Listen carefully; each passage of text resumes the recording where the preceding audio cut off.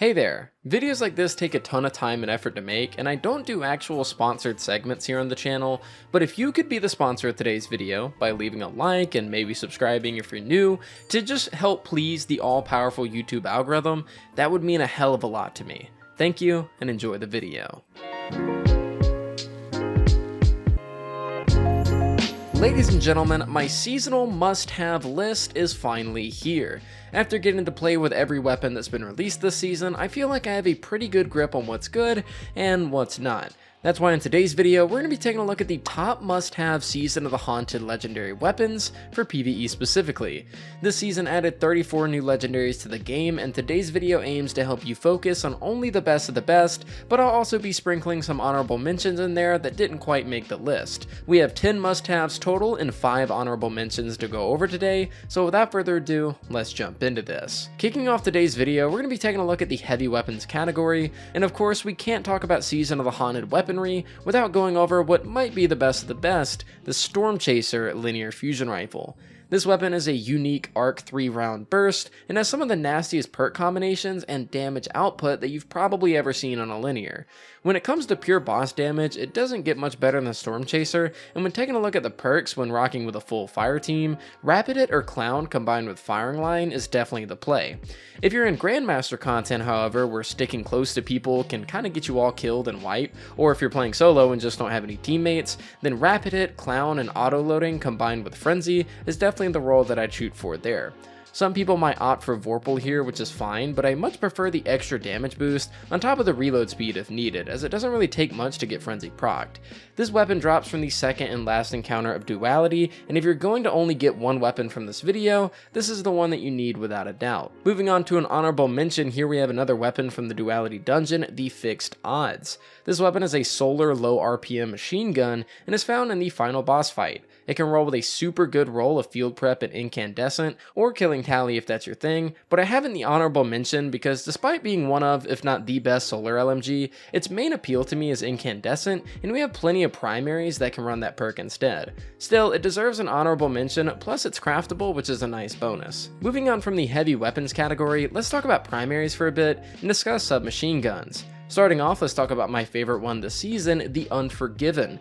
I'm a very big fan of the Void 3.0 rework, and this SMG is the perfect tool to truly spec into what makes Void 3.0 super strong, and that is its grenades. Not only are Void grenades powerful, can debuff targets, etc., but they also proc volatile rounds when getting a kill, and this god roll on Unforgiven works with that playstyle like no other weapon can.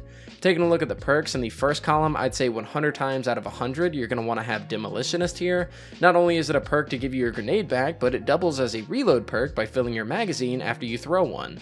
In the second column, we have tons of nice perks, and I'd say that every last one of them are viable, but the only two that I recommend here are Frenzy and Golden Tricorn. Golden Tricorn preferably if you're running Void 3.0, and Frenzy if you're running anything else. Tricorn will give you a 15% damage stack after a kill and go up to 50% on the second stack if you get a grenade kill or just any ability kill. This of course synergizes with both the Void subclass and Demolitionist in the first column. Frenzy though isn't a bad option regardless of your subclass, as the base stats on Unforgiven are pretty poor, so doing something to boost that base reload speed goes a long way. Because the base stats are so bad, here's what my 5 out of 5 looks like to help balance things out like the reload and range, and I highly recommend speccing into a perfect roll if possible to feel the true potential of this weapon. You can farm this SMG from the second and last encounter of the Duality dungeon, and it's probably my favorite SMG in the game right now. Now, since we talked about a great Void 3.0 weapon, let's talk about a Solar 3.0 weapon for a change, the 𝗏𝗏𝗏𝗏 mini tool. This weapon is found on the Leviathan through opulent key farming or focusing at the helm via Umbral engrams, and has a much more achievable god roll as it's available to free-to-play players as well as being craftable at the Enclave. You guys probably don't need me to speak on this weapon all that much, but just know that crafting this weapon out and maxing an unrelenting and incandescent roll will ensure that you have the most powerful solar SMG in the game, hands down. There's so much build variety to be had with this weapon, and that goes without mentioning the crazy things that you can do with the artifact mods this season as well. This is without a doubt the best solar SMG in the game, and if you're a big fan of Solar 3.0, you truly haven't experienced the subclass at its strongest until you get this bad boy in your hands. Up next from the SMGs of this video, I just want to bundle these in as a quote-unquote weird category, as it's filled with weapons that I wouldn't traditionally classify as must-haves. Kicking off this category, we have a weapon that I personally view as best in slot for its weapon type, and that is the 𝗍𝗡𝗍𝗂𝗍𝗍𝗍𝗍𝗍𝗍. This weapon is gotten through Nightmare Containment in the Sever missions, is craftable, and has a really great perk setup that might cement itself as a great option come 𝗏𝗏𝗡's release. Now, I've never been much of a fan of the 𝗏𝗡𝗍𝗏 weapon type, but since Bungie buffed their melee damage, made the projectile closer to hit scan and everything else, I've genuinely been enjoying the hell out of them. This one in particular is probably my favorite, however, as it can get a fantastic role of Demolitionist, as well as Adrenaline, Frenzy, or Vorpal, and even comes with the Extrovert origin trait, which replenishes your health when getting final blows near multiple targets, which is fairly easy for a glaive and honestly kinda needed. Finally, it's also craftable, allowing you to tailor your god roll to your needs and enhance the perks you decide on. I absolutely love this weapon, and its potential for Arc 3.0 has me very excited for the future. Moving on, we have a weapon that I won't dwell on too much as I dedicated an entire weapon review to it a few days ago, but here we have the Drang Solar Sidearm. This weapon, just like the mini tool, is acquired in the same way. It rolls with Incandescent, has great Solar 3.0 synergy, but where the Drang differentiates itself is in the first column as it gets Wellspring. Wellspring Incandescent is an absolute disgusting combo, as it truly builds as much as possible into the Solar 3.0 playstyle by making sure you're both scorching and igniting targets with your gun, and getting ability energy in the background as well. I personally like this thing more than Mini Tool, and it's my all-time favorite sidearm in D2, and honestly the only sidearm I'd really classify as a must-have in this game. Moving on from the weird weapons and into the combat bow category, let's talk about what's probably going to be the weapon I end up chasing for multiple seasons, because my RNG is absolute trash, and that's the Strident Whistle Solar Bow. This weapon drops at the end of Vanguard strikes and can roll with multiple perks in each column depending on your prestige with Vanguard reputation, and this is true with all core playlists as well. This bow is single-handedly the best solar bow we have, as it both comes with an incredible Archer's Tempo and Explosive Head in-game roll that we're all familiar with, as well as an Archer's Incandescent roll for those nutty Solar 3.0 builds. If you're like me and you either don't like playing Last Wish or have too bad of RNG to get Tyranny of Heaven, perhaps grinding out some strikes and getting another solar bow is for you. It having so much variety in rolls definitely makes me prefer it over Tyranny, and it'll be my solar bow of choice moving forward once I get the roll that I want. Before moving on from the bows, however, I do have a quick honorable mention in the form of the 𝗏𝗏𝗏𝗏. Whereas Strident Whistle is for the Solar 3.0 enjoyers, 𝗏𝗏𝗏𝗏 is a world loot weapon for my stasis homies out there.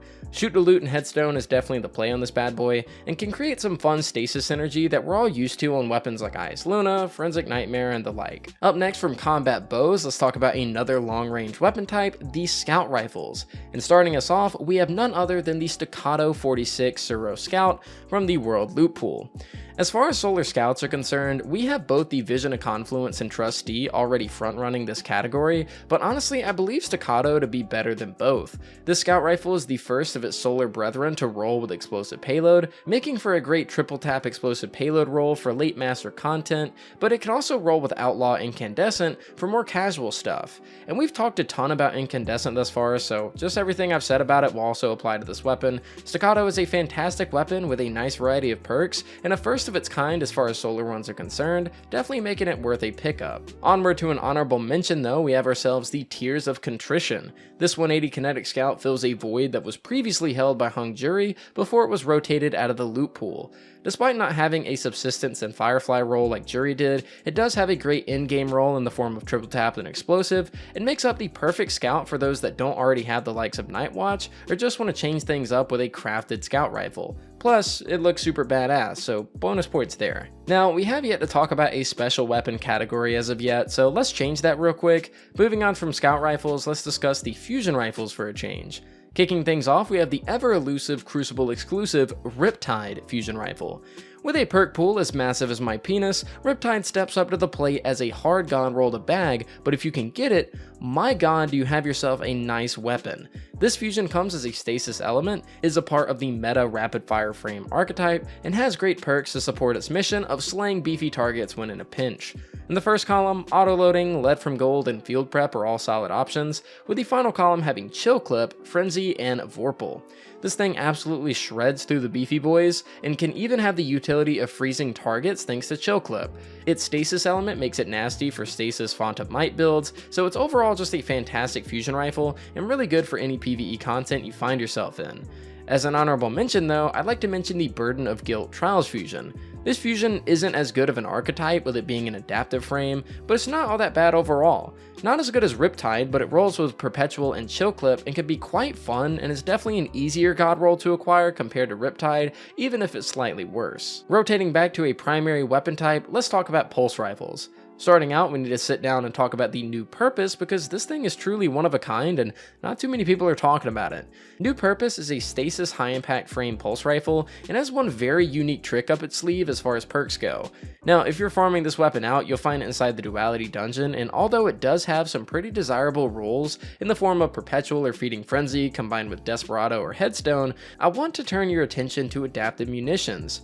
Preferably, I'd rather this perk roll in the first column, but what's so special about it on this pulse rifle in particular is that it's the only kinetic primary in the game that can roll adaptive munitions, making this a universal weapon for any shield in the primary slot. The god roll I personally have is the armor-piercing rounds magazine for extra shield damage, perpetual motion in the first column for a passive reload buff, and adaptive in the final column. This unique roll 100% makes 𝗦𝗢𝗶𝗱 a must-have pick, so farm this pulse out if you haven't already. Now, quick honorable mention here, we have the 𝗁𝗔𝗄𝗏. If you're looking for an arc pulse rifle with an adept variant that isn't insidious, or maybe you can't get yourself a good Darkest Before from Prophecy, 𝗁𝗔𝗄𝗏 is your main man. This pulse drops from Nightfalls and Grandmasters and can roll with Perpetual Frenzy, as well as having the really nice Nightfall and Vanguard origin traits alongside it. It's a very solid arc pulse and one of the only weapons I'm looking forward to farming this season from GMs. It's just not exactly in the crazy territory to necessarily warrant it being a must-have. Finally, for our last weapon of the video, we land ourselves in the grenade launcher category that features only one champion, the Lingering Dread from Duality.